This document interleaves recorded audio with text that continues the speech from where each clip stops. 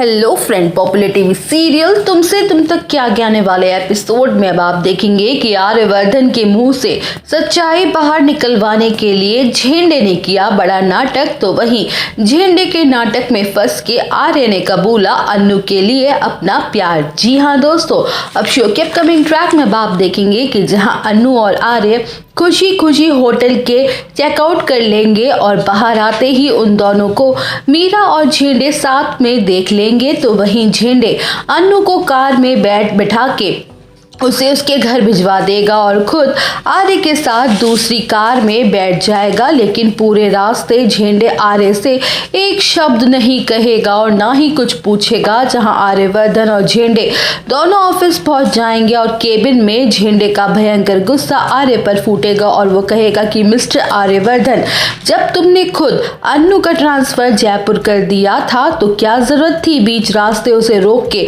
उसका transfer cancel करने की?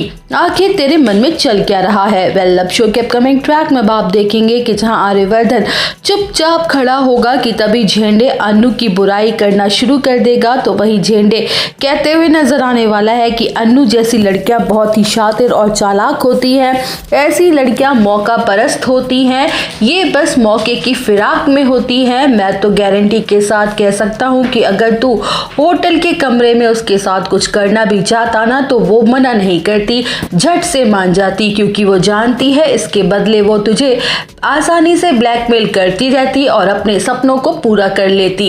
वेल, अब शो के अपकमिंग ट्रैक में आप देखेंगे कि जहां झेंडे के मुंह से अन्नू के लिए अपशब्द सुन के आर्य से बर्दाश्त नहीं हो पाएंगे और वो गुस्से में झेंडे को जोरदार थप्पड़ जड़ देगा और कहेगा कि खबरदार झेंडे, अपनी जुबान को लगाम लगा लो, अन्नू के खिलाफ मैं एक गलत शब्द नहीं सुन सकता। अन्नू उन जैसी लड़कियों में से नहीं है जो पैसों के लालच में अपनी इज्जत का सौदा करे। अन्नू में इतनी अच्छाइयां हैं, इतनी खूबियां हैं जो बताने में भी कम पड़ जाए।